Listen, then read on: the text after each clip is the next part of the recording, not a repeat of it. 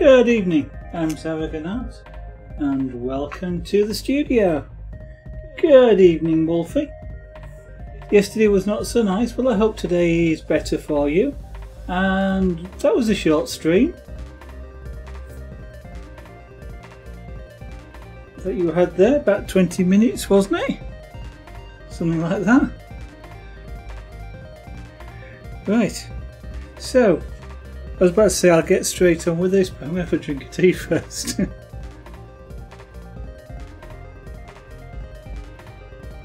I randomly left. No, I left at 8:30. I did say that more than once in the stream that it was going to be a little short because I had some things I needed to do after the stream. Plus I didn't want to be late twice in one stream. I'd already been late arriving, so... okay, I'm going back across that way.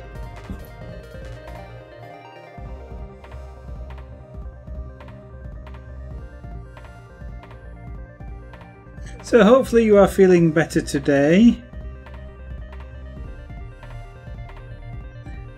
And I kind of keep forgetting all day today is Friday.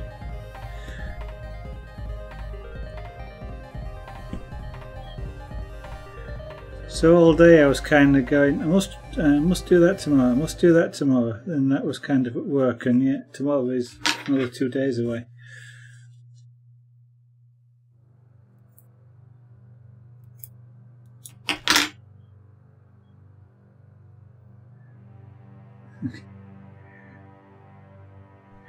Plus, I was thinking, I did sort of do a fairly normal exit as well from the stream last night, so you cannot have been listening to the stream.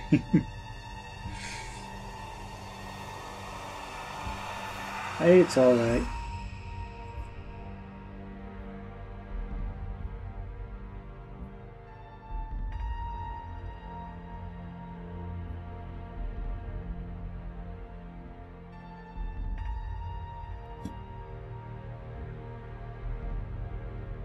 Oh, we're going to have sound tomorrow, are we? Sorry, we're going to have voice tomorrow, are we? Are you actually going to broadcast with speech? I may have to see if I can drop in if that's the case.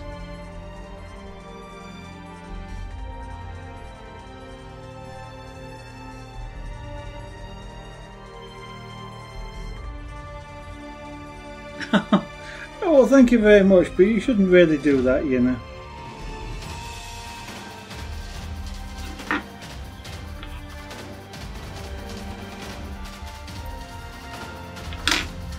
I mean, you know, there are some viewers who expect you to stream for a certain length of time after all. It is supposed to be one of the key things is to sort of establish, supposed to be, I don't know if it's true or not, but establish, I guess it depends who you are, establish a routine and stick to it reasonably accurately. Well, I guess there are certain streamers that could start and stop whenever they felt like it, and people would still watch them.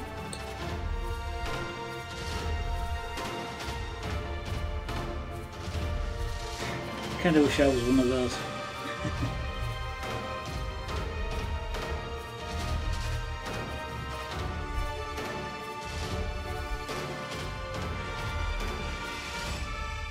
It feels weird tonight because I was ready on time.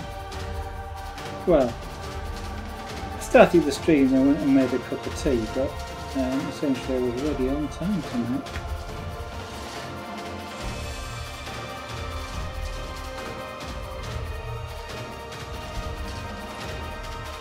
Where we are here, the snow is melting.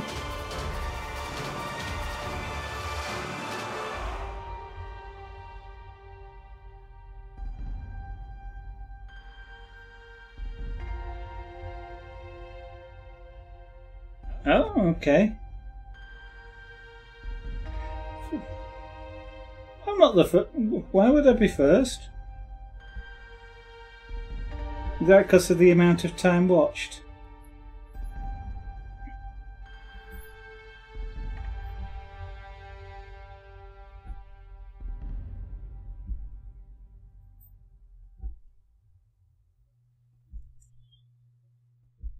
Yeah, the gambling just doesn't suit me. Yeah, that's not something I particularly want to include, but.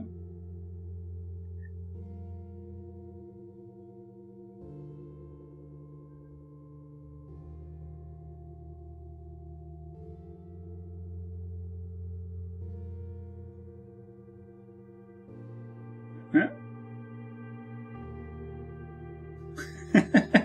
Well, I don't quite know how I've managed that.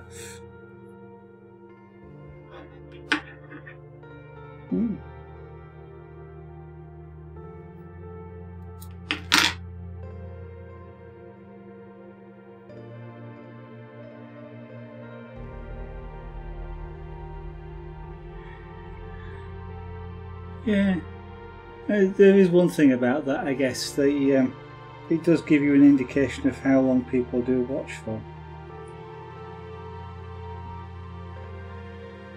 I keep meaning to do a bit of programming myself for that. Keep a list of who's watching and when they were last watching, and you know, how long they've watched for, just so that I've got. Because quite often you go, when somebody comes into the stream, it's kind of like, I'm sure I know that name, or have they been in before?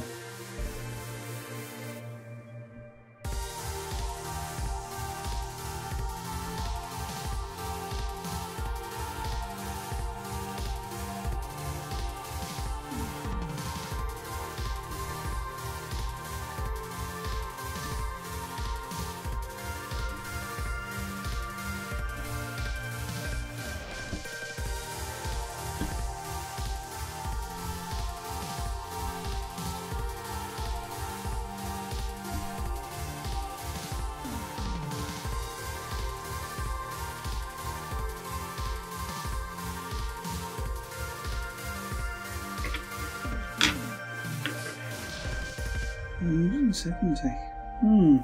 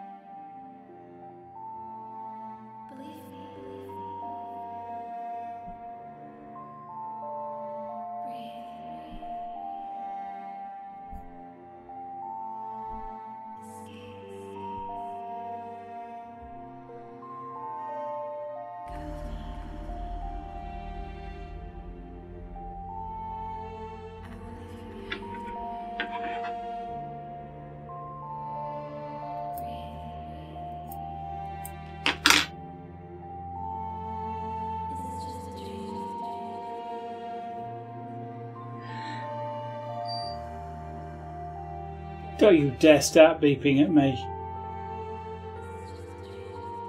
Don't know if you call that. The beeping is the water flow alarm on my computer. And the problem is, just from time to time, the sensor loses communications with the main controller, and it gives me that little warning which makes me jump every time.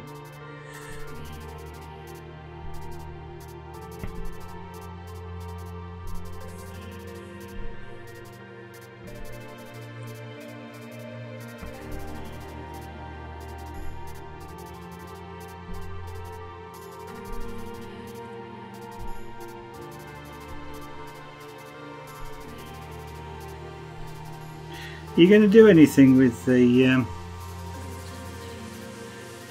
with those points, Wolfie, or are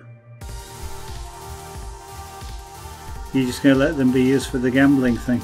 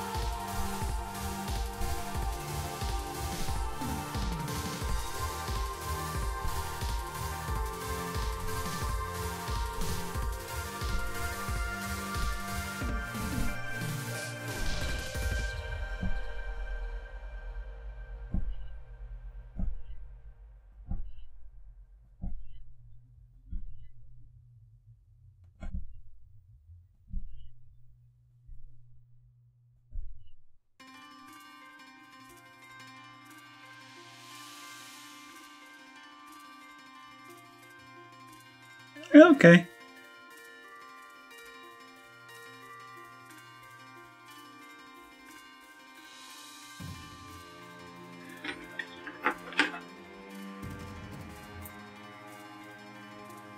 And in English that would be Prize instead of C, but I know what you mean.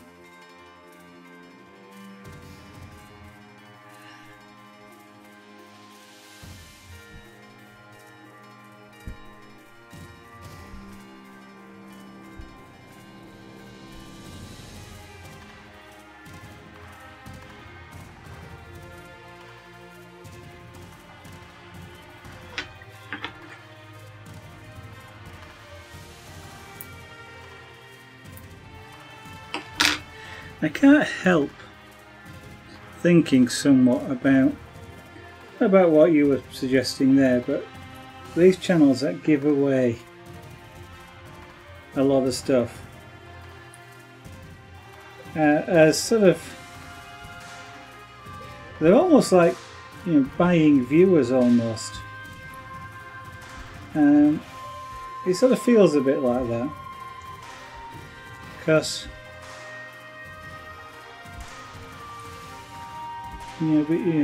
because people are coming in just because they're giving something away. And I don't necessarily mean partners and things like that, because obviously they're getting paid, and that then becomes part of their business plan type of thing. It's and things like people who are contributing bits and stuff like that. It's sort of doesn't feel to be too bad, but when you get channels that aren't doing anything at all, they're not partners, they're not associates or anything like that, and just start giving away lots of stuff, it does just feel like that they're buying viewers.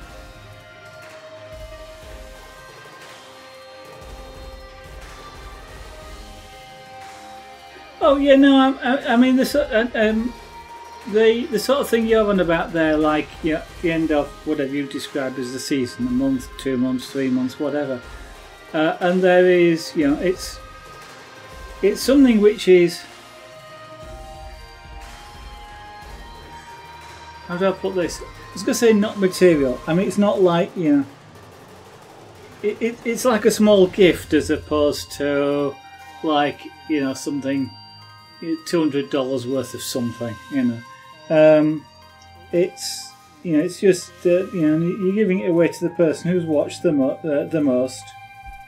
That doesn't that's not so bad. It's not bad at all, and it's kind of like one thing.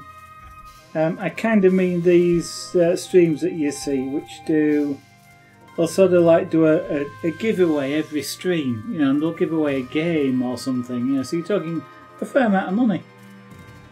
So I'm not saying anything about what you were suggesting there. I think no, that's okay, that's fine.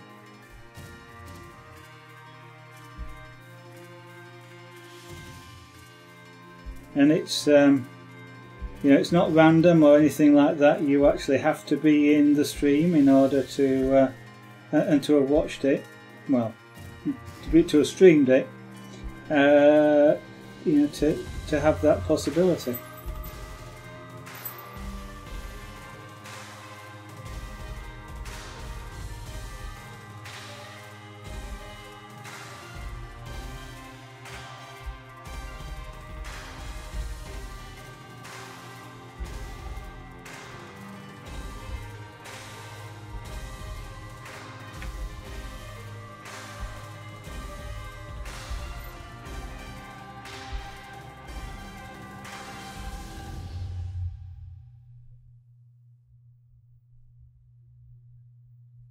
Oh yeah, well, that wasn't the only reason I gave you the mod, yeah, you are always here. That is one of the factors. The other one is you seem to be fair and reasonable. You do help other people out and things like that. That is another reason.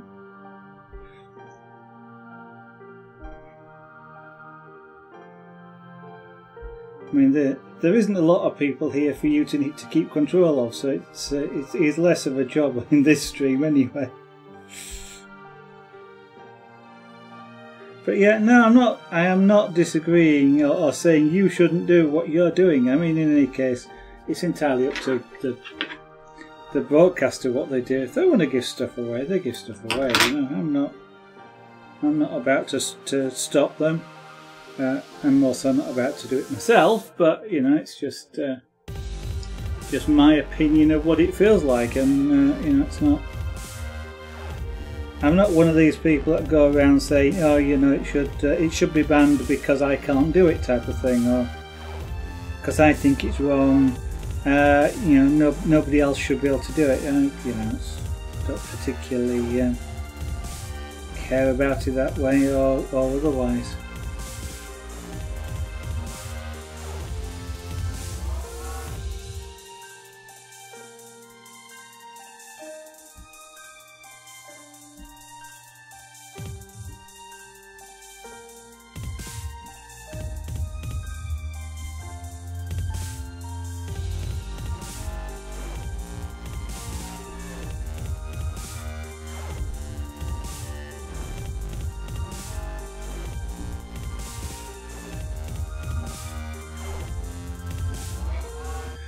It's a little bit about the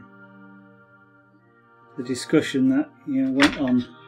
It's been going on for well over a year or so now about the what do you call it, the booby streamers, as they call it, I think they were called, and it's kind of like, you know, if that's I didn't get annoyed about it in particular, because it's kind of like, if somebody would rather watch them than me, well, fine, I'm obviously not that interesting, so they're never going to watch me. And in any case, if they are the kind of people that just want to be like that, if you like, or watch like that, then perhaps I don't want them watching me anyway. You find that yeah, well, that's kind of it, you know. If it works for them and they're happy with it, fine, that's up to them.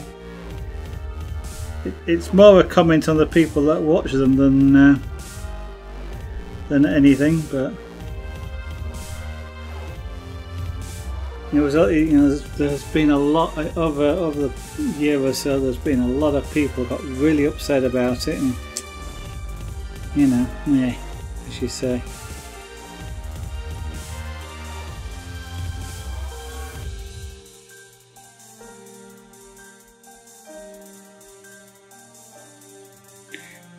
In fact, I did actually. I can't remember where I saw it. I did see a comment once that somebody once put, which was, you're getting upset about all these these girls that are getting these because they're taking viewers away from you.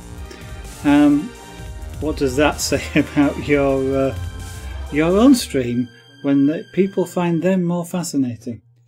So.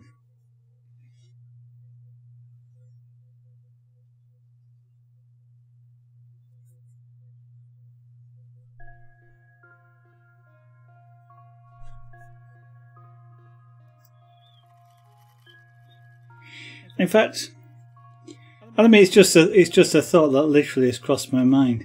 To some extent, what's the difference between that and somebody doing cosplay or face painting, or makeup on stream?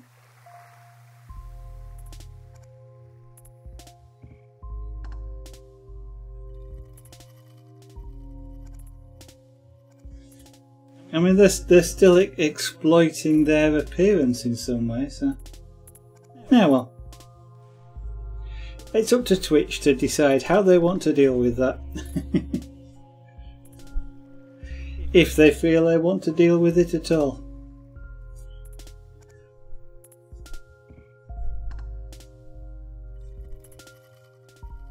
Actually, I know why Twitch want to deal with it. Well, I don't actually know why Twitch want to deal with it, but I suspect it's along the lines of, you know, they want to be a channel where young people can watch, and it's about games, not about adult themes. So yeah,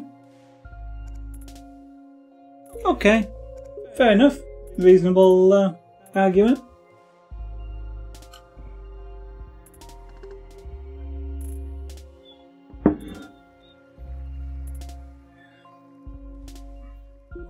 Then you get artists who paint nude models. So the art is artistic, therefore if it's a realistic painting, why isn't the original model? I don't know.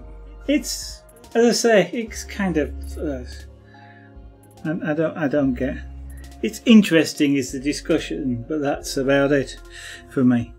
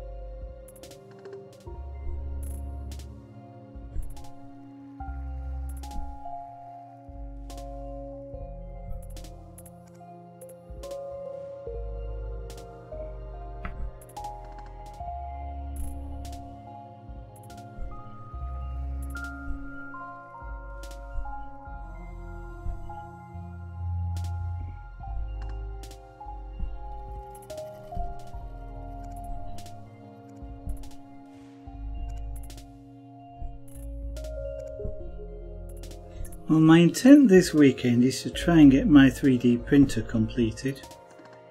I wonder just how close I'm actually ever going to get to this weekend to actually even touching it.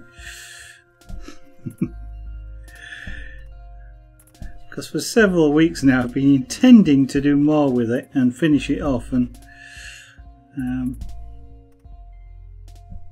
last weekend I did actually do a tiny bit, as in sort of about 5 minutes, and that was about it.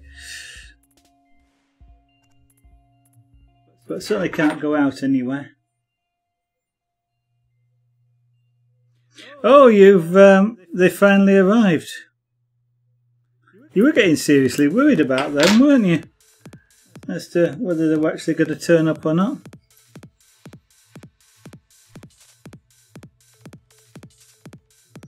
Anything of, I was going to say anything of particular interest. I've got a feeling you didn't tell me what you were waiting for, but I'll use that memory excuse again. I'm getting old.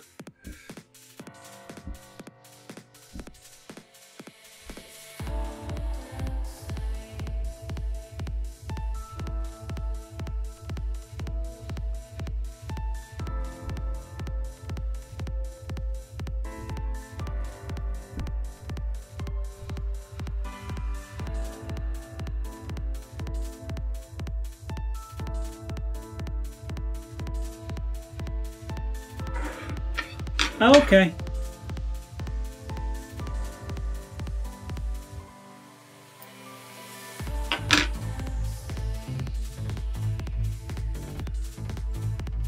Yeah, Rimworld's one of those games that I quite like watching, but I kind of have to have somebody explaining what they're doing while they're doing it.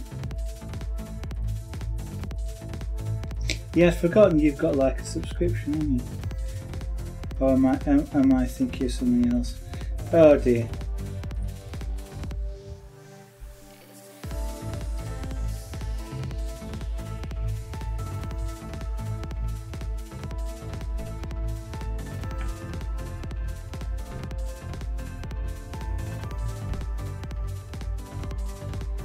Yeah, I'm thinking of something else. I'm thinking of Netflix.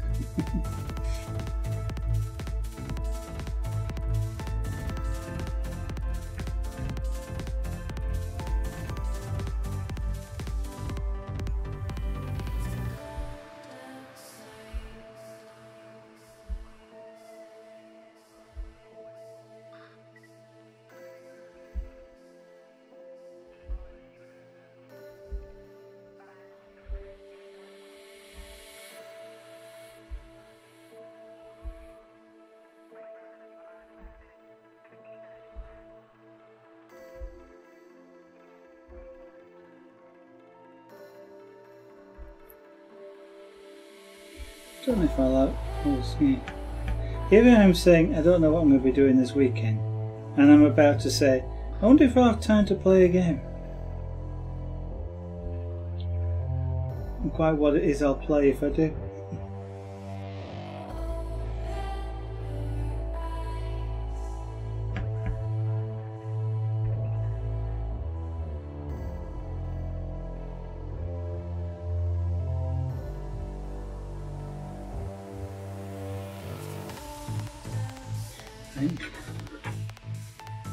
I may do some truck simulator or farming simulator, since I've still got the wheel out on the desk here.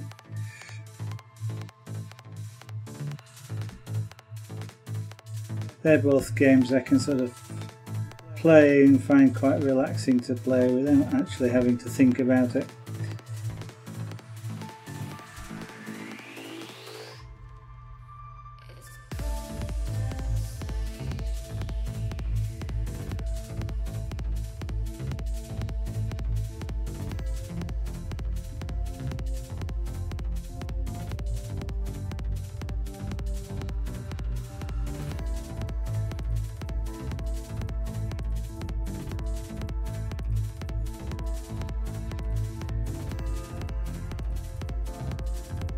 You got 4 games but you feel scammed.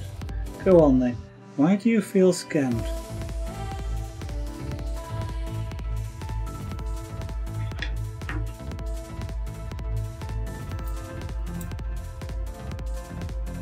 I mean, Humble Bundle is... there's a lot of one headline game in there to entice you in, and then the rest of it is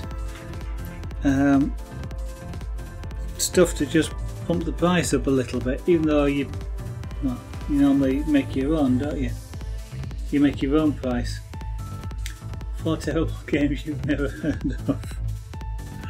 Look, I say that's normal for, well, from when I remember looking at Humble Bundle, which I don't do all that often, as in I can't remember the last time I did. 99% of the games in it are ones I've never heard of. And there's probably a good reason for that.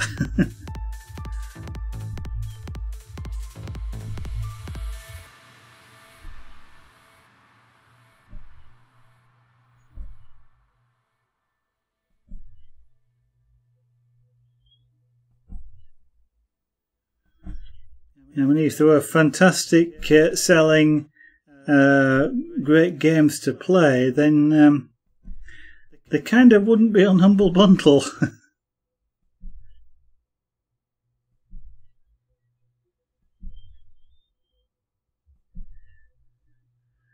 I do rather feel sometimes that, they're there just to sort of say, hey, there's this bundle of 40 games for recommended price of $10 or something, to which everybody goes, wow, that's a bargain,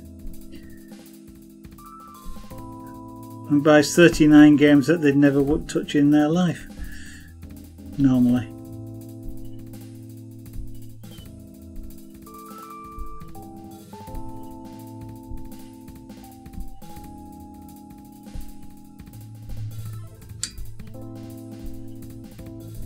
I've almost stopped buying games because I just don't get time to play them.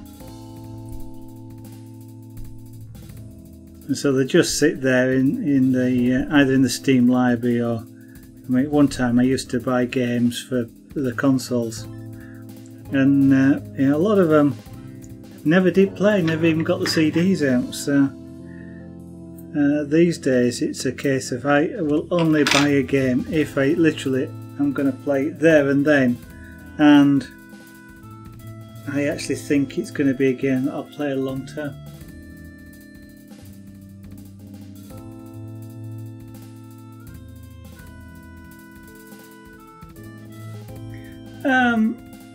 Yeah.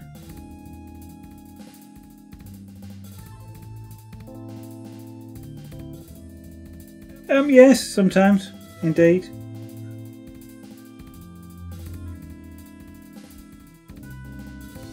I mean, a lot of times it's even the same.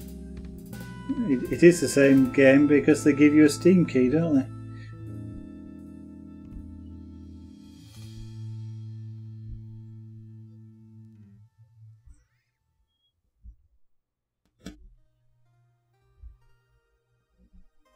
But that's kind of what keeps you going back and looking at it, isn't it? And being tempted into buying things.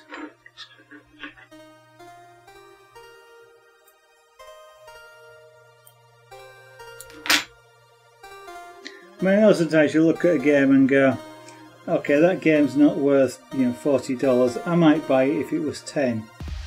And then, you know, that's one reason why you might buy it from Humble Bundle. But for some people, it's kind of like, you know, they're not going to buy it at $40 because the game isn't very good. And then they see it on Humble Bundle, let's say at $10, and they go, oh, it's a bargain, I'll buy it. Forgetting the fact that they weren't buying it not because of the price, but because it wasn't very good. I mean, it's it works. They sell games. People buy them. They keep selling more. So.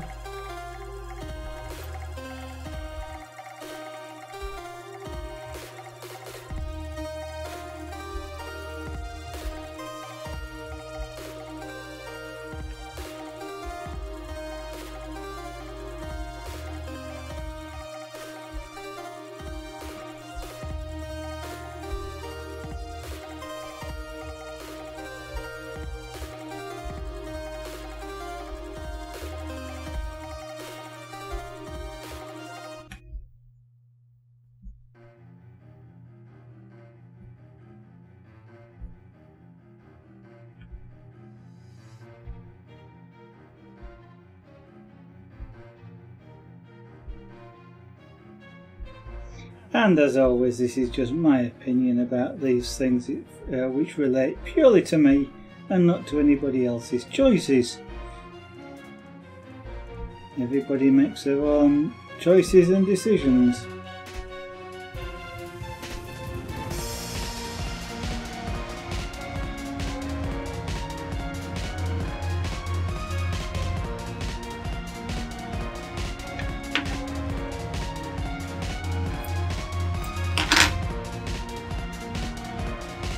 Whew.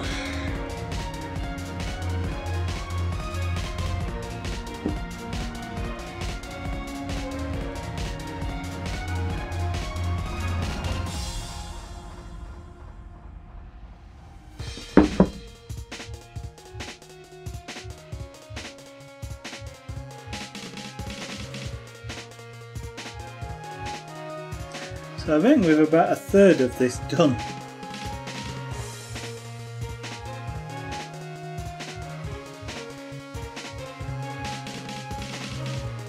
And unfortunately it doesn't get any faster.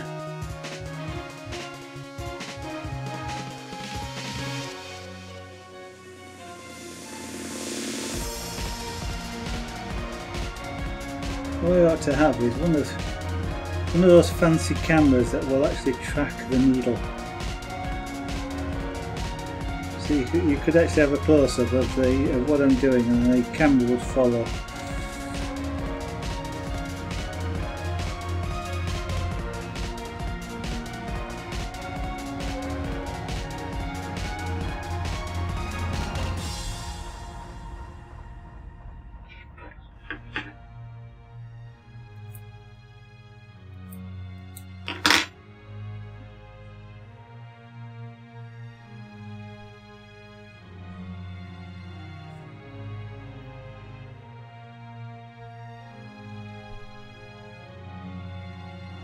Now this is where the background starts to feel like it goes quite a bit faster, just because I'm kind of just hopping from one side of the canvas to the other.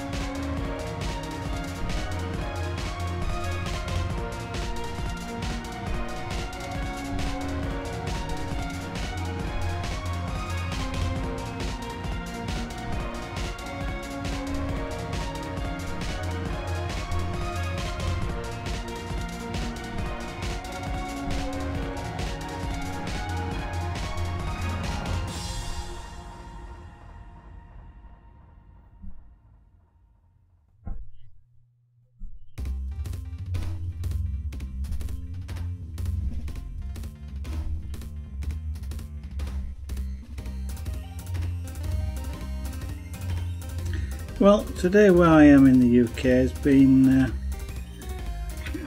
a day not of snowfall like it has in some places.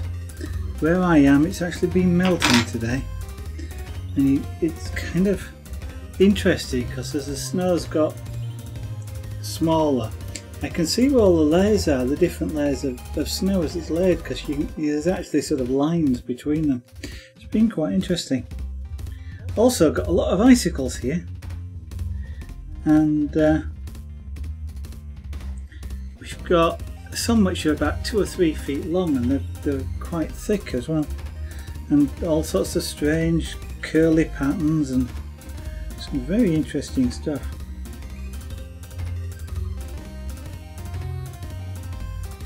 That, you know, water does when it starts to melt and then freezes again.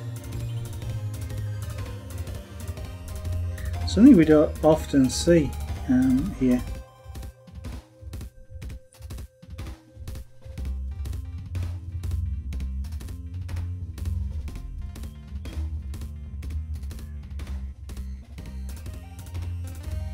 Plus we've got,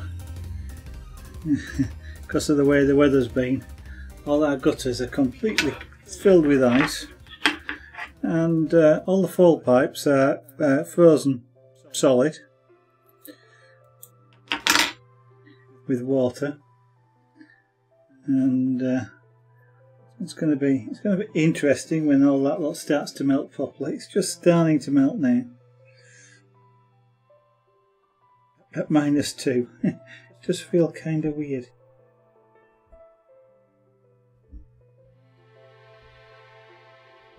To see water, you know, temperatures reported as -2 or -3, and see water dripping.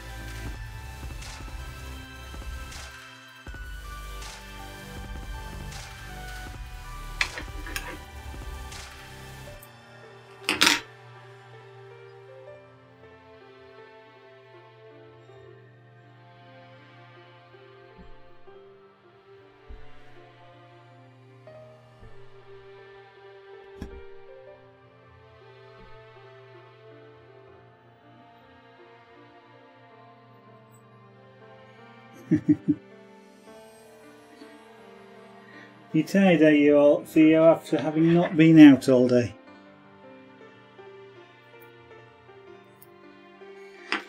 He's been out a couple of times. But I think obviously it's getting wet out there a little bit, and each time he's gone out, within about 3 or 4 minutes he's popped back in and gone and found somewhere warm to lay down.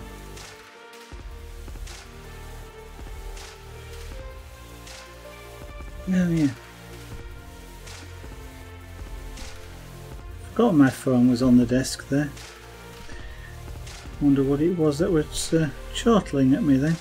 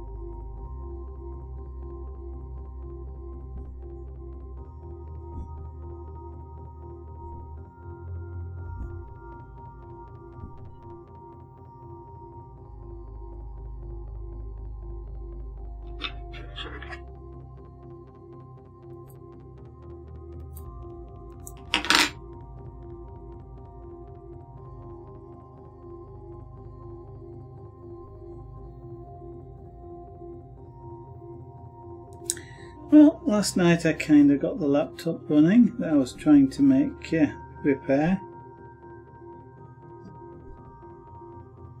It still has an odd sort of problem with power, but I actually managed to get an operating system installed on it, and I even managed to get OBS running on a Linux PC.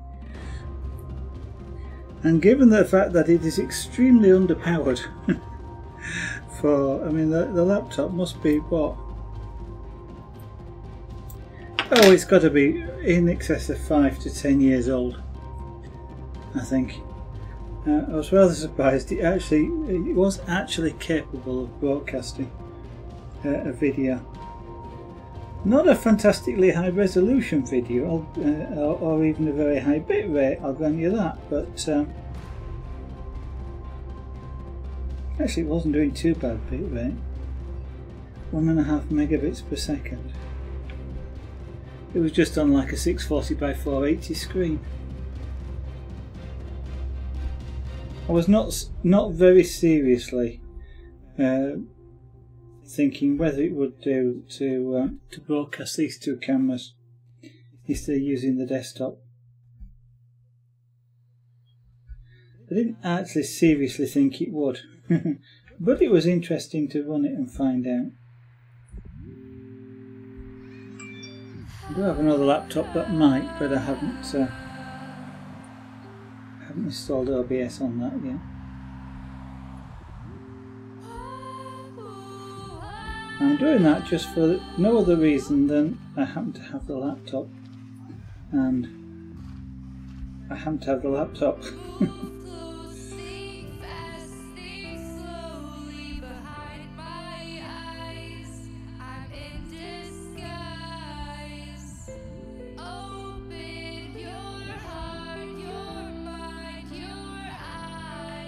Actually, there's no reason why the tablet that's in front of me, that I'm currently looking at chat on, couldn't run it either. It's just that's my drawing PC, or drawing tablet, and I don't particularly really want to run much on it other than the graphics software. I'm going to kind of keep that one clean. I don't even watch videos or anything on it.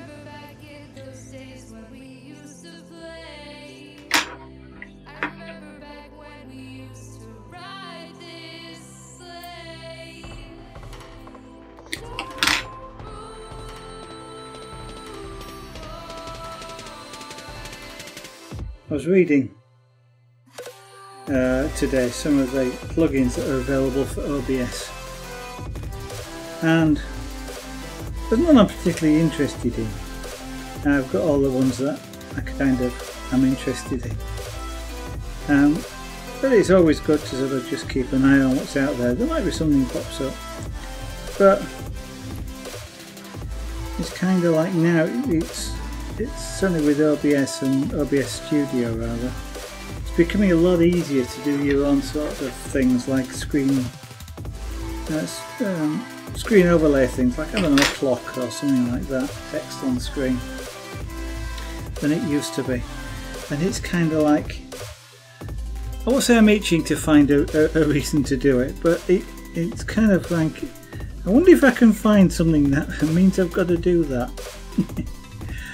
And for no other reason than just to do it.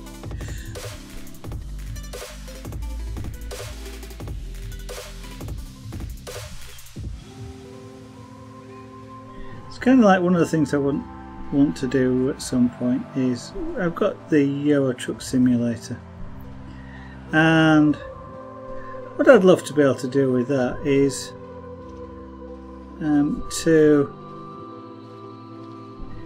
have some of the switches and controls, you know, like lights and wipers, in sort of some sort of realistic control, and you know, to have some of the gauges like the speedo as physically present on the desk as opposed to looking at it on the screen. And for the most part, that's just a case of, hey, you can do this sort of thing with Euro Truck Simulator. It'd be quite fun to try. Now, some of the things like having the speedo on the desk is, it is pure indulgence really, because, well, for one reason is I would love to be able to get a virtual reality headset, and if I do that, you wouldn't be able to see anything on the desk, on the physical desk. So having gauges etc. would be kind of pointless.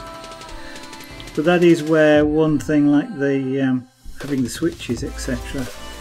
in a place where you're familiar with them, like if you drive, you know, the indicators on a stalk, this sort of thing at the side of the steering wheel. Having that sort of thing would be more natural whilst you're wearing a VR headset, so it sort of interests me. But I've always been fascinated with what I describe as physical computing. So that is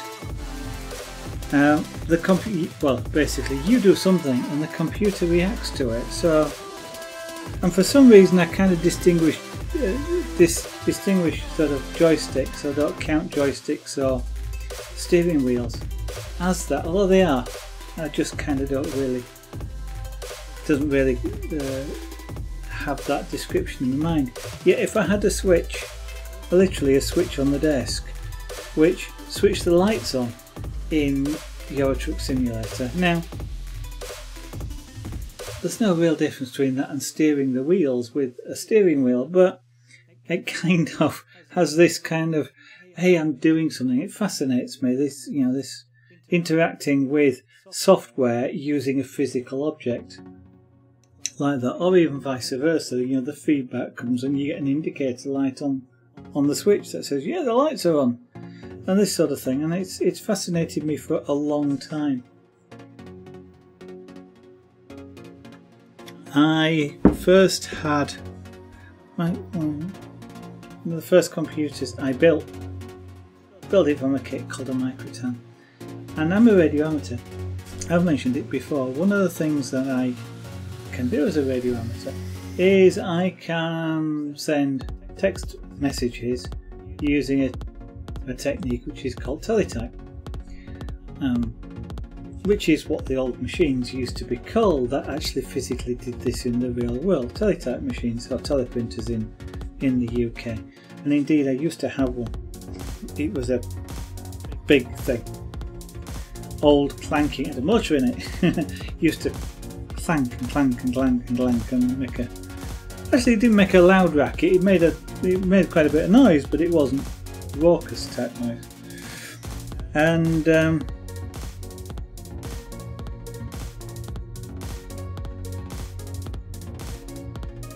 I've forgotten where I'm up to. 1, 2, 3, 4, 5, 6, 7, 8. 1, 2, 3, 4, 5, 6. Yeah, this one. And one of the things I can always remember with that is connecting that teleprinter that I used to have up to the computer. And when I first started trying to do this, one of the things I was doing was manually sort of controlling the computer, so to speak. And I was just getting the control relay inside of this teleprinter just to click from one side to the other, backwards and forwards. And I spent must have spent well over an hour just clicking this thing backwards and forwards. Absolutely fascinated by the fact that with a computer, using a keyboard, I could get this relay to go backwards and forwards. And eventually I wrote it so that I actually could use the teleprinter as a printer from the computer, but equally for being a radio amateur, I could replace the teleprinter with the computer. And I suddenly got to be able to do some amateur radio stuff at night time then, because the computer was silent, the teleprinter wasn't. And at sort of midnight and 2 o'clock in the morning, you really don't want that sort of noise around.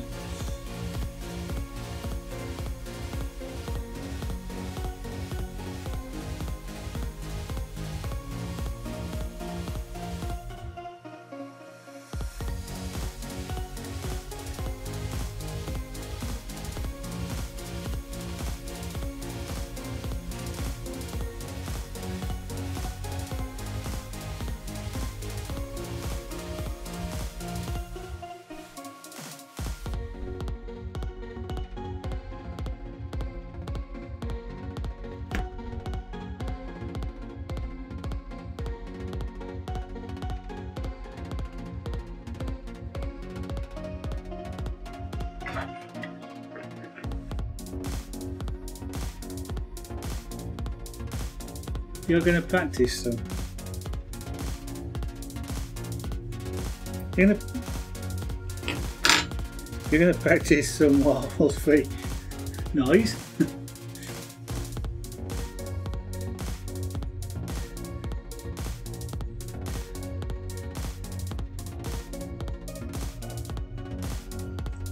What do you mean? You're going to go practice a game somewhere and disappear from the stream?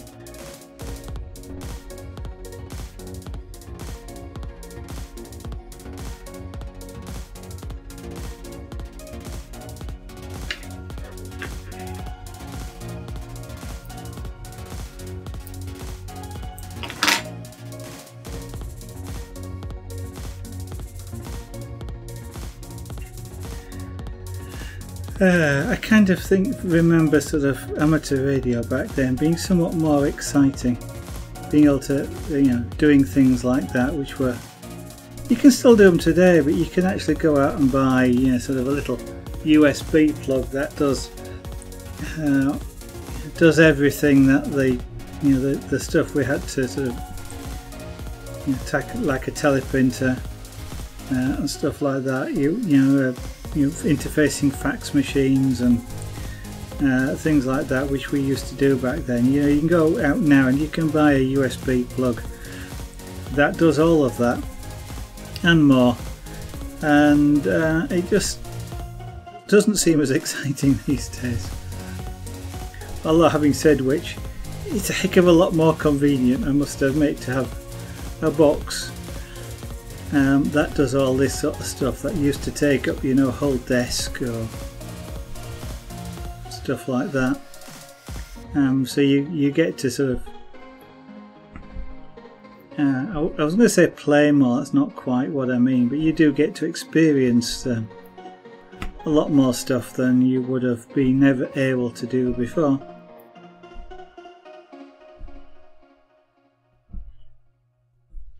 Which for some reason reminds me, I wonder where my microwave dishes are.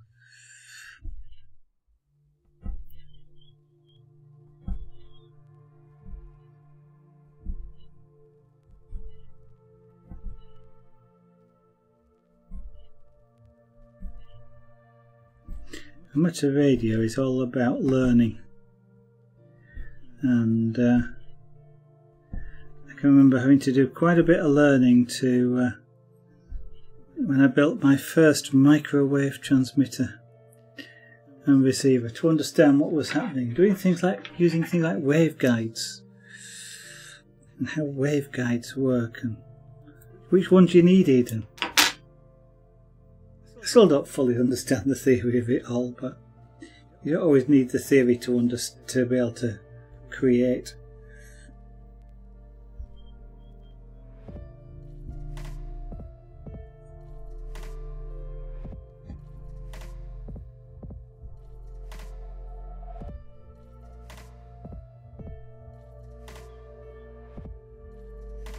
Except for the fact that the license in the UK does not allow for us to rebroadcast other people. It would be an interesting thing, just to put on Twitch from time to time.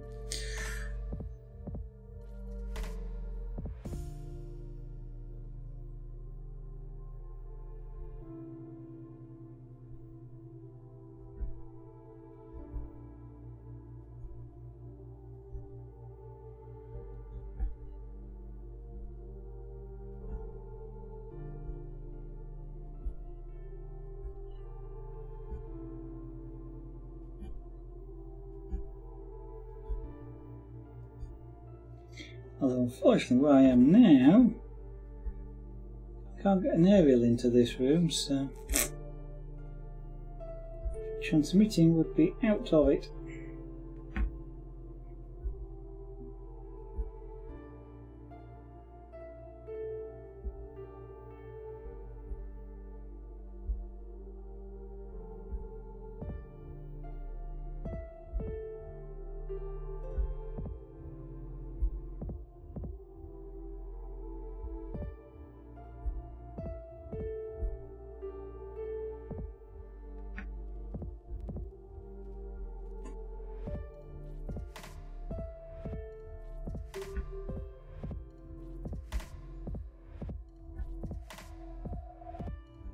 Right, I think this is becoming a little bit tight. Let's have a look on the other side just as soon as I finish this row. Because I can feel this needle going through a wool on the other side. And if it is, I want to just loosen up the rows a little bit.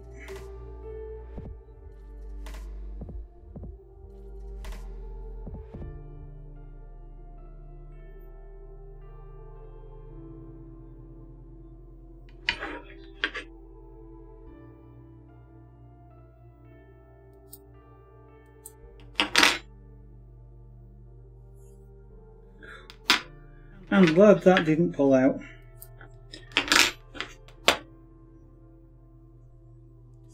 Okay.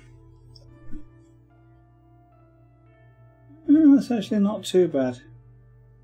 I was kind of expecting this to be really tight and pushing this down, but it's not too bad actually, so we shall just carry on with it.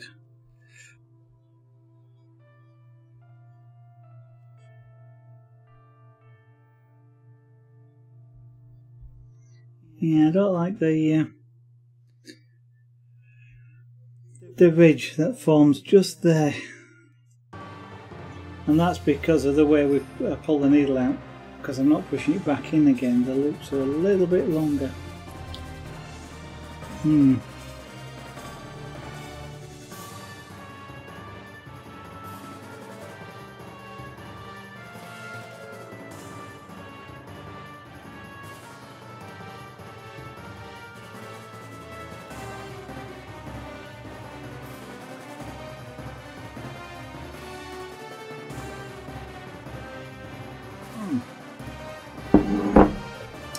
Well, that's the end of my cup of tea.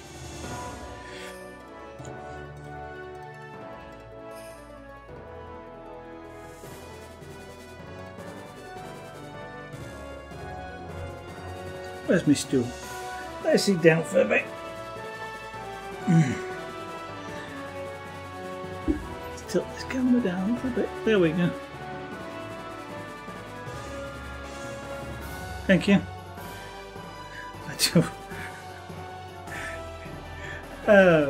I do feel I'm sat on a stool. The height of the stool I'm sat on is the normal height of a desk, and I do feel kind of small because I can put my chin on this without bending down. And the desk is sort of up. This desk is up sort of here, and it does feel sort of odd. Little things, you see, they amuse me. Right, so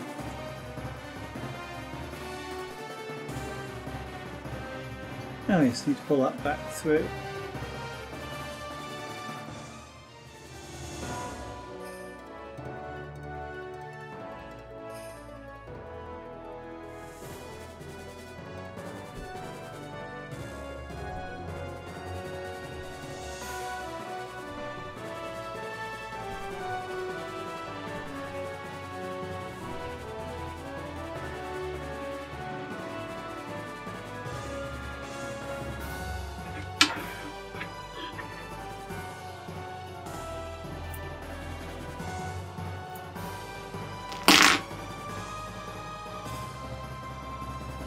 Do I have to rethread that needle now?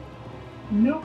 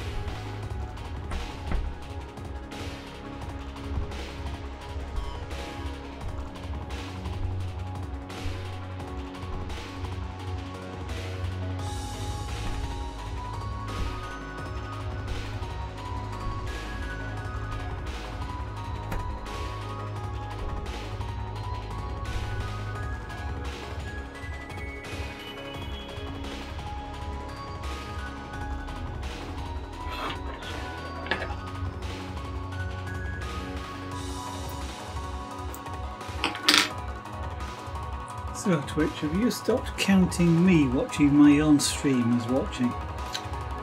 Hardy. And they even tell you to watch your own stream to include, just so it increases your viewer count. One of the tips that they give people who would like to be an associate. Yeah, because you've got to have a consistent views of 3, I think it is, for a period of so many days. And one of the things that they give you as a tip is watch your own stream. Not only does that let you see what it is other people see, but it gets you almost halfway towards the number of viewers that you need for associate.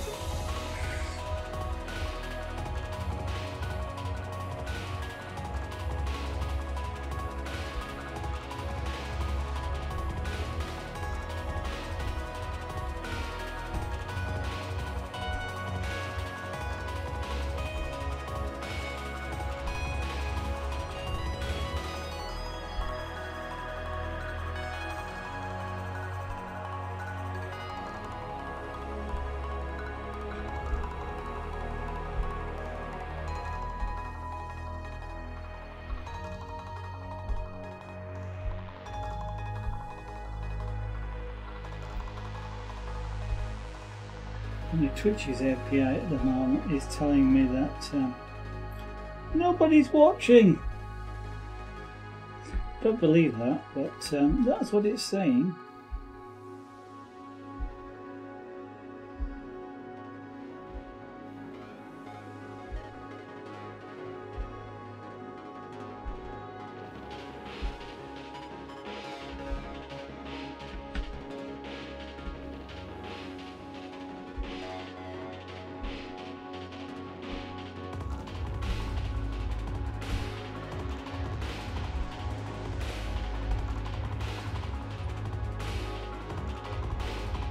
So it's about now what I should go in, according to Twitch's sort of guidelines as well, for people who would like to be associates. At this point, I should go into some sort of description about what I'm doing.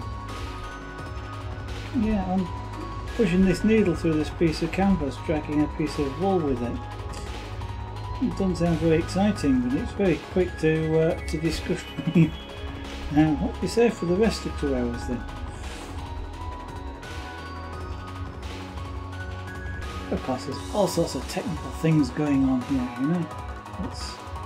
There's sort of friction factors and colour matching and you know,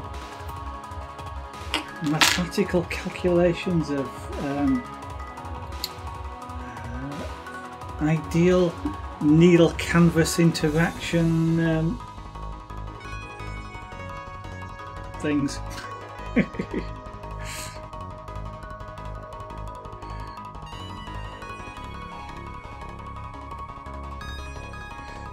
Oh dear.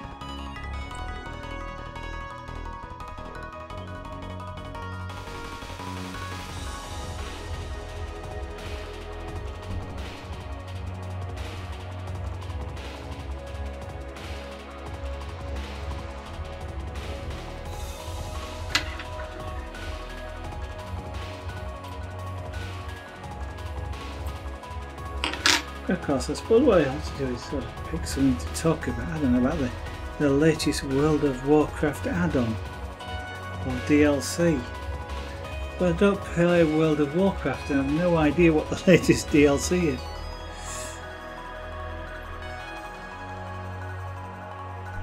And I actually have no idea what the World of Warcraft actually is. I mean, I assume it's got something to do with fighting things. And I know it's a multi-user. Oh, massively multiplayer, isn't it? MMO.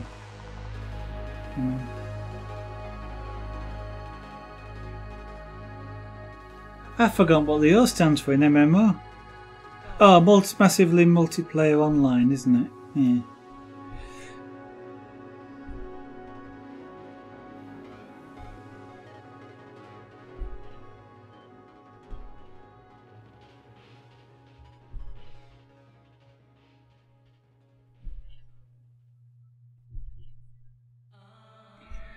I don't generally don't at all even watch those. I don't particularly play them. I don't really have the reactions for some of these things.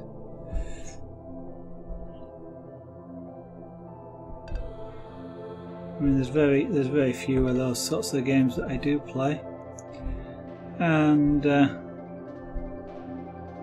well, those games. I don't particularly like turn-based games, and even first-person shooters. I only like a fairly limited range of those.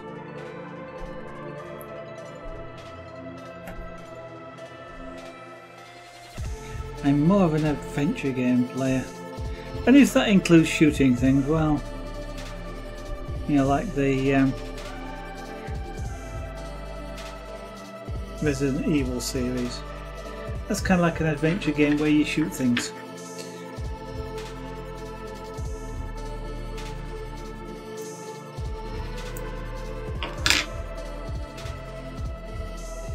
I'm trying to think. Yeah, the first one was more. The first of them, I think, was more about adventure than it was about shooting things, and it's gradually got more to shooting things than particularly adventure. But I did enjoy playing them, but that's because of the adventure thing. But I've been quite happy to do a sort of Resident Evil without. Without the shooting things. I'm not quite sure whether it would quite work quite as well. I suppose the earlier ones perhaps would have done.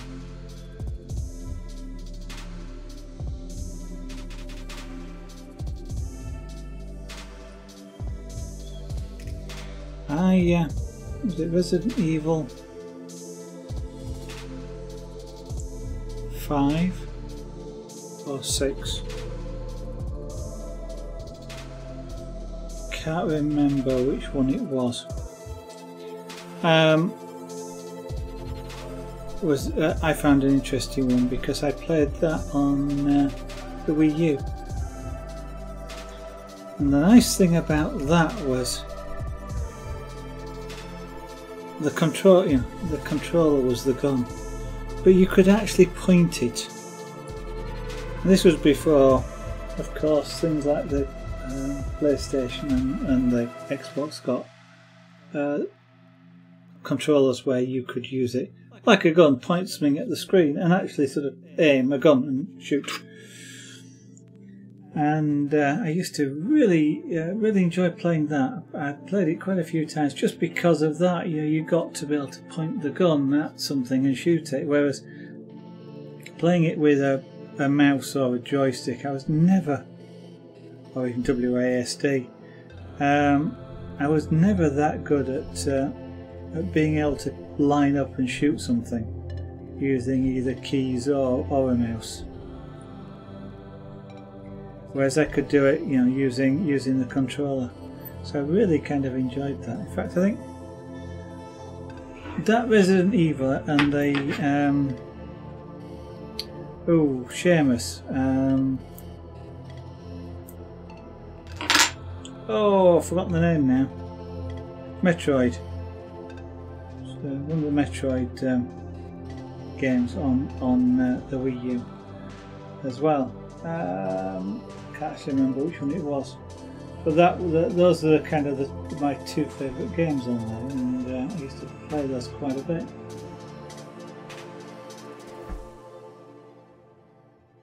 Still have a Wii U around here. Wii U? Am I thinking not Wii U? It's the original Wii, not the Wii U. I do have a Wii U. It was the original Wii, wasn't it? That I used to love playing those games on. Still have the console around here somewhere, so perhaps I have to dig it out.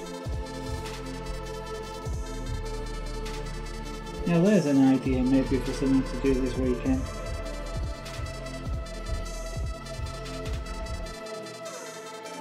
Because I should be able to plug it into one of them, into the monitor here. Ooh.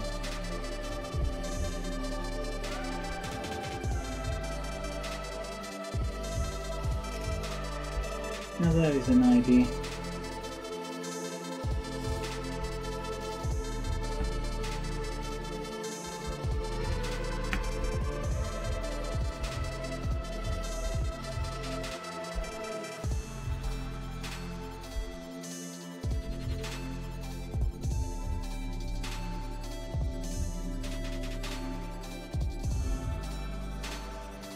Doing my best not to spend any pennies or money at the moment. Just keep saying pennies because that's kind of like sort of Yorkshire saying, look after your pennies and the pounds will look after themselves. But essentially, not spend any money.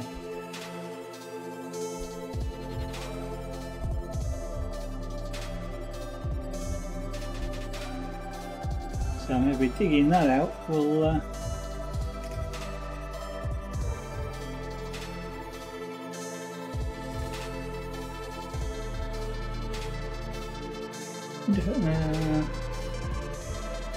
no, I'm going to interface with the PS2. That actually has to go on the TV.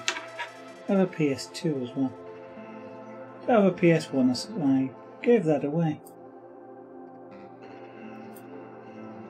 Rightly or wrongly, I didn't have space for it, so I gave the PS1 away, but I still got a PS2. Still got a Dreamcast as well. Got that because Lady Zara wanted to see Echo the Dolphin, which was a Dreamcast exclusive game at the time.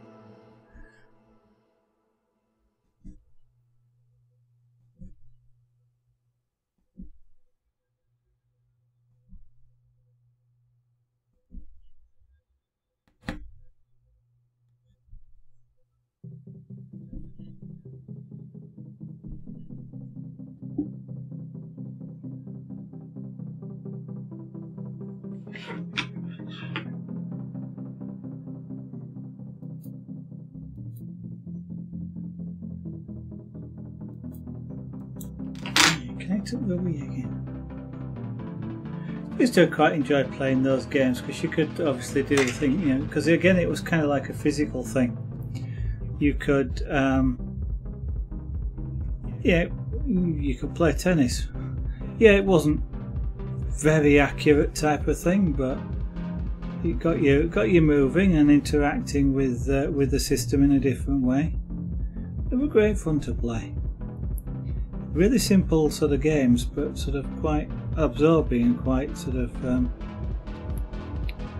almost addictive in a way, especially if you were playing with somebody.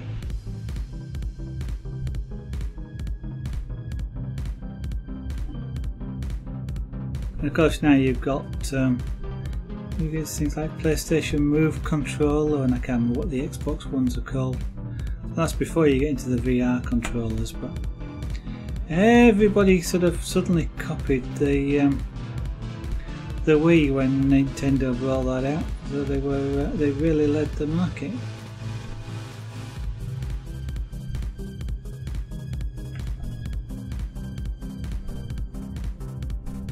I always but never managed to do it. I always wanted to get the drum kit, which you could get for the Wii. I have the balance board, and that was quite fun to do things with.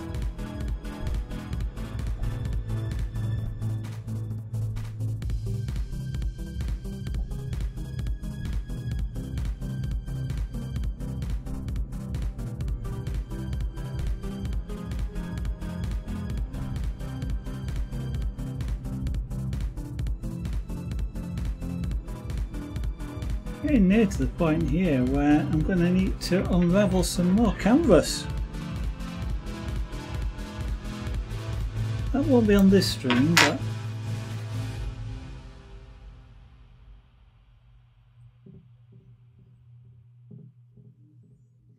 well, we've got a knot there.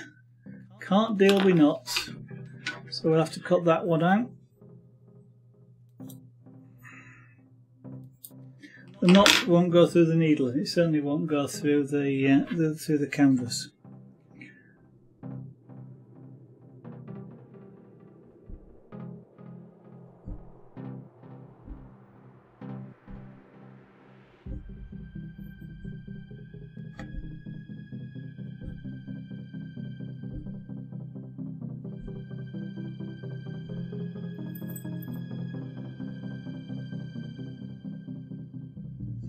you were knitting, you probably wouldn't notice. Well, you would notice the knot, but it wouldn't impact you. Here it does.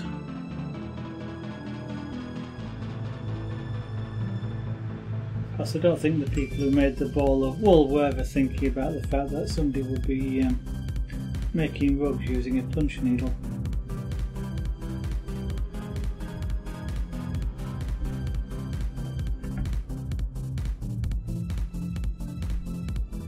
There we go. Now I have to rethread.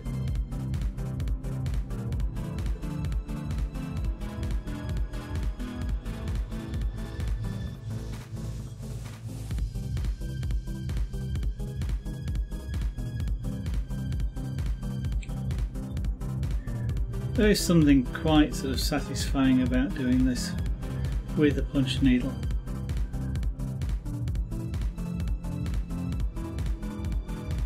I always enjoy doing it with the when I'm doing the pictures on the using the thinner cord.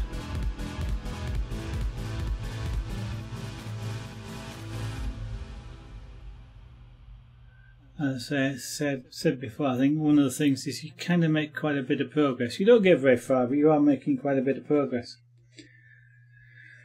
And I think that adds to why it's quite a sort of satisfying thing to do.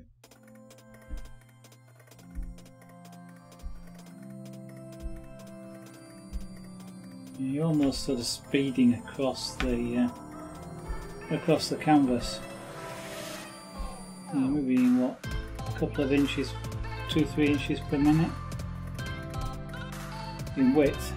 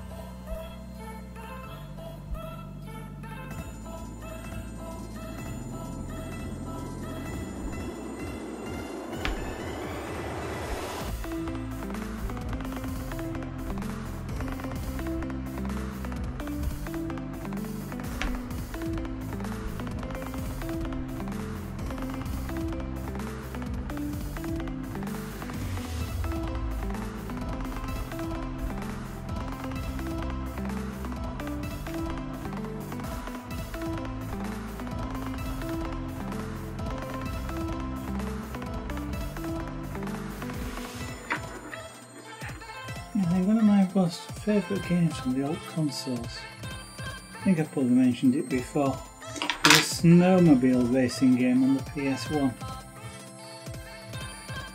Now Lady Zara and I used to find it quite an addictive game to play, and Lady Zara used to love playing it as well. Didn't actually play it for very long though, because it had a bug on the disc where in a certain fairly early sort of race it crashed. The game, that is, not the snowmobile, and you couldn't get past it. And even take it back to the shop and get another one. It wasn't the disc, it was what was on the disc.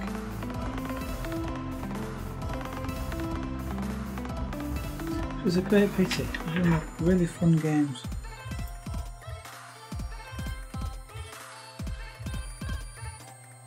It must have been how it was programmed, because it couldn't have been sort of every, even if it was every disc. And it's kind of like, I know that's one of the advantages these days of downloadable games and things, stuff like that, which potentially could have been fixed with a software patch. Of course, they couldn't do back then. The disc was burnt, and that was it. Or pressed. And so the games went out with a bug which they must have found, known about fairly quickly. Couldn't really do anything about.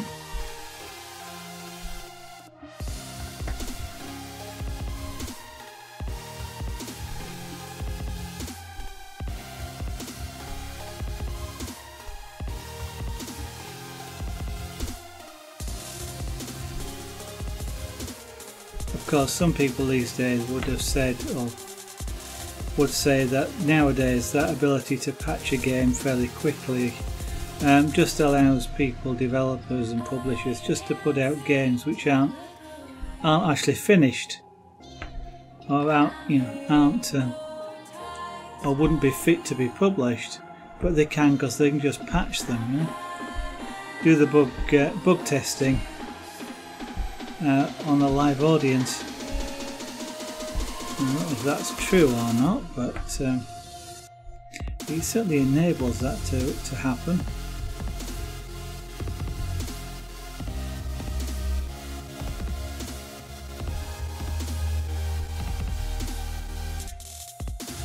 Of course, you get, I'm sure you get some conspiracy theorists that sort of say that's what happens for definite, but I'm sure, unless you're talking about sort of a one-man home hobbyist type person, I suspect that really doesn't happen.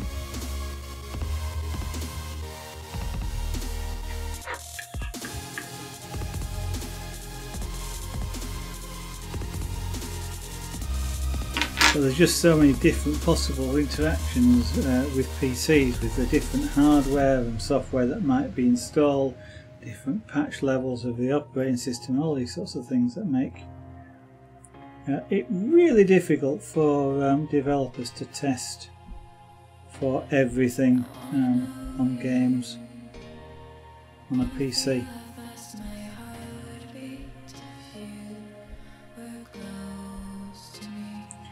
I know some people go on about how the Apple Mac, doesn't have all these bugs in it, and if it doesn't, why can't they do the same thing on the PC? Well, it's kind of like there's only very few Apple Mac configurations available, and things like the software that you can put them on them is fairly rigidly controlled by Apple, and that means developers stand a heck of a lot more chance of being able to test every configuration than they could, which would just be impossible on a PC. Now, there's only so many video cards that Apple will allow in their machine, so they only have to sort of test a few different video cards. Whereas on the PC there are tens of manufacturers of hundreds of different video cards, and they all implemented slightly differently.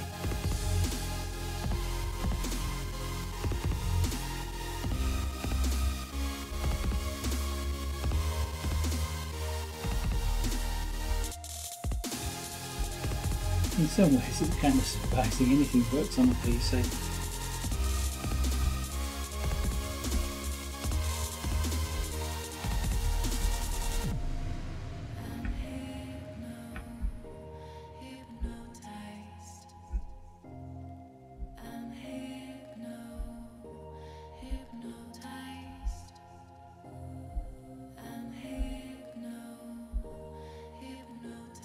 Am I going slightly cockeyed on that? Yes, I am.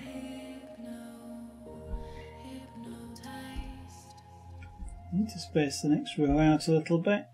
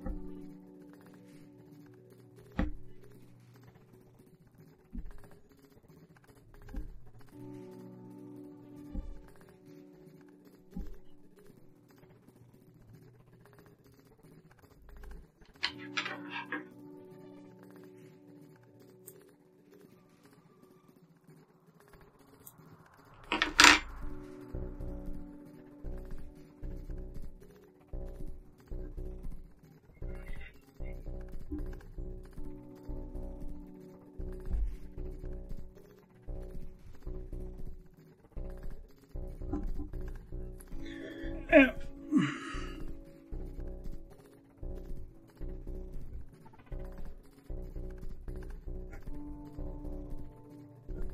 Okay, this one's going at a bit of a slant as well, so let's see if we can help get rid of that.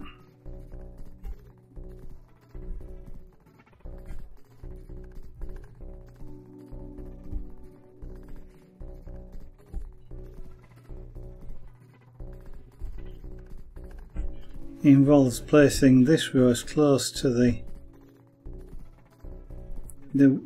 one below it as I can, and then spacing the next row out a little bit to try and straighten it out.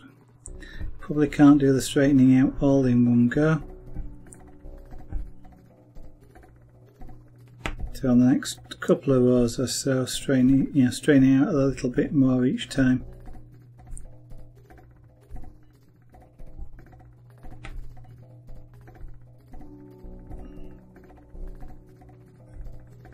Although this will be fairly close.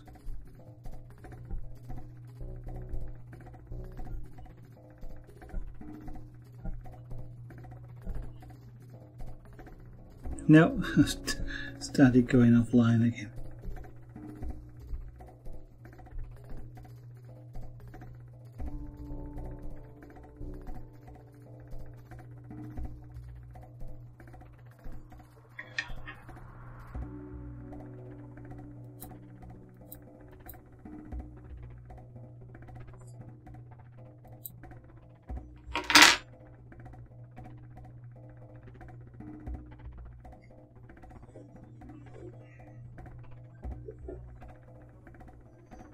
Okay, well this is a little bit low.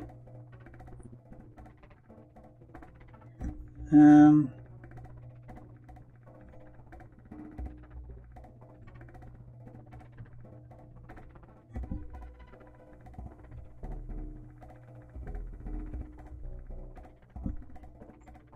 think you might pad this out a little bit.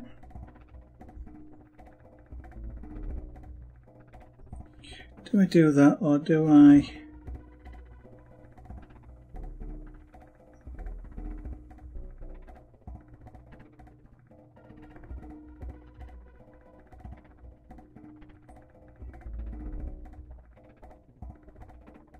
Yeah, let's come back one row.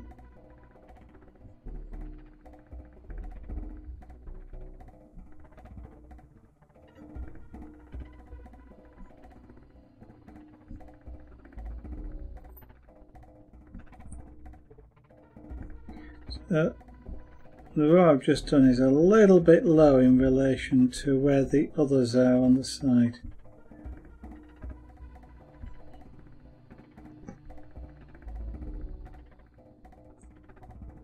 I just put an extra row in there.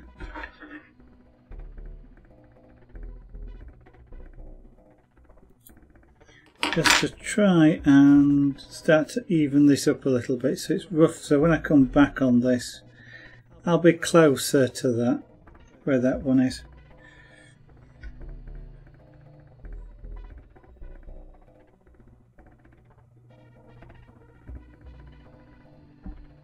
So I need to do something similar on this side as well. So I'll space this rows out a little bit away from the row before, but I'm packing the stitches fairly tight because that way then they sort of spread out a little bit and fill in the gap a little bit more. And it doesn't make the pattern feel soft on the other side, as in, you know, stuff missing.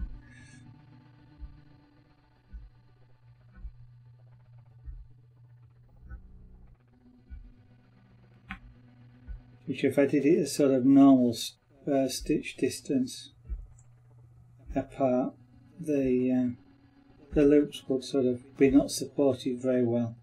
And they sort of collapse down, and it sort of feels like there's a, you know, you've not put enough there. Which of course would be exactly what happened.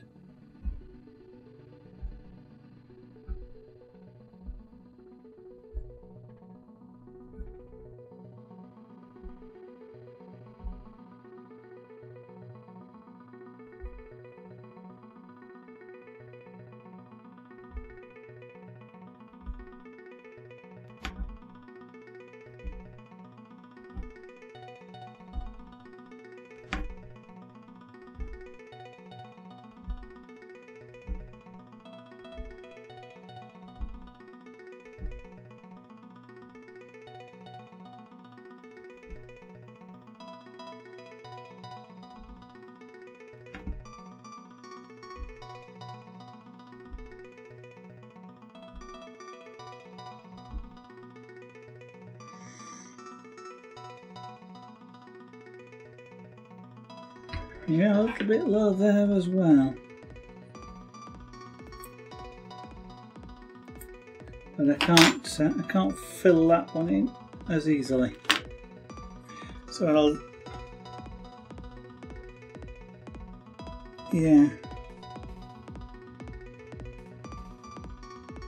I'll need to do that again over the next few rows.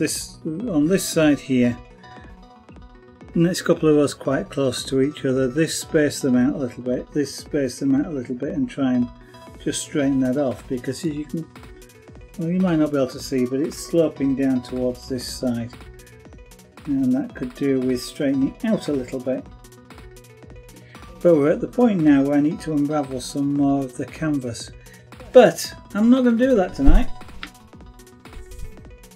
That'll be for tomorrow.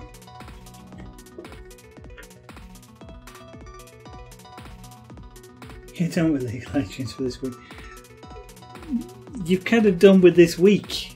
I mean, this week is almost ended. It depends, I guess, on whether you count Friday as your final night of the week or Saturday. So, I'm done with this rug for tonight. Oops, let's just clean that up. That's where the thread ended. There we go. So at the point now where we need to unravel some more to carry on. It's getting longer, is this? Which is the whole point, really. But we are getting to the point where I don't know quite. I don't know if I've got a cane or something I can wrap this round and just roll it up and maybe put a tie around it or something.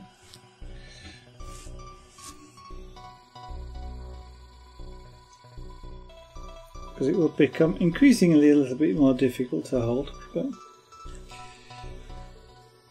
about a third of the way through, I think, in total.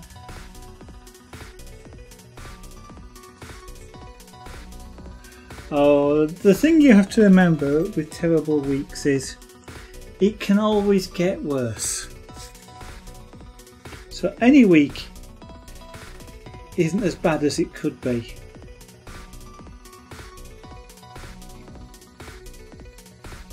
And sometimes that makes things a whole lot better. So, hey, that looks quite nice on screen.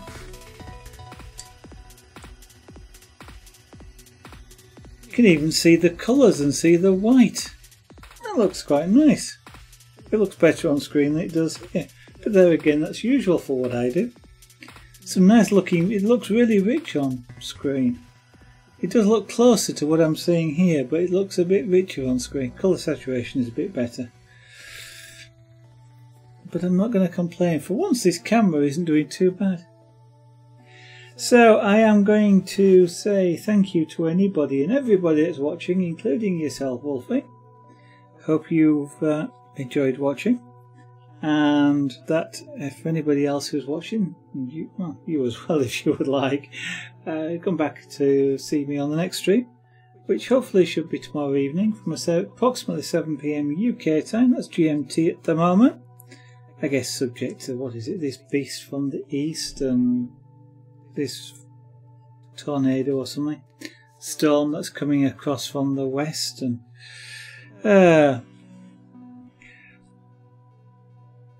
all sorts of funny weather going on at the moment. But normally I will start streaming soon after 7 PM as I am able, subject to me having had an evening meal and the fact that I've finished eating it, because it does tend to disrupt the stream a little bit when I keep going, I want something to eat, I want something to eat, and my brain's going, I want something to eat, and I'm trying to concentrate on putting the needle through the right place in the canvas. Won't surprise me one of these days if I started spelling it out. Anyway. Oh, that'll do. Enough of the adverts for today. I'll leave it to Twitch, who will probably run a whole set after I shut the broadcast down. So, thank you everybody. Hope to see you on the next stream. Bye for now. It would, wouldn't it, Wolfie? Cheers.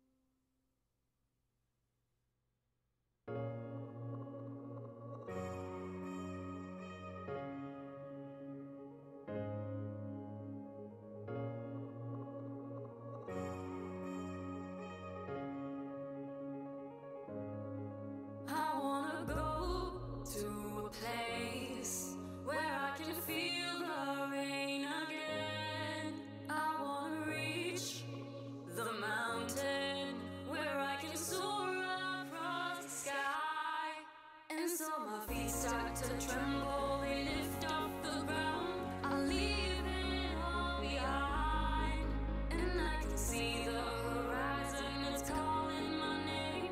I leave it all behind.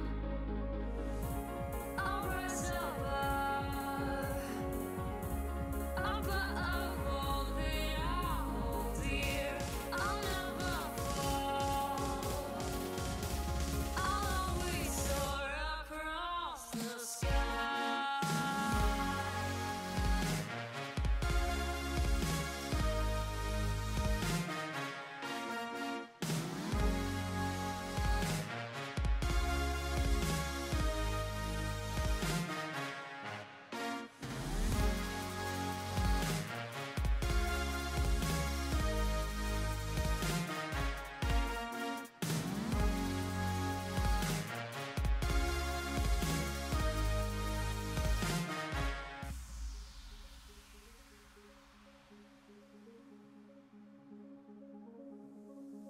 I wanna fly through the night and feel what I used to be. I wanna run away where I can soar across the sky. And so my feet start to tremble.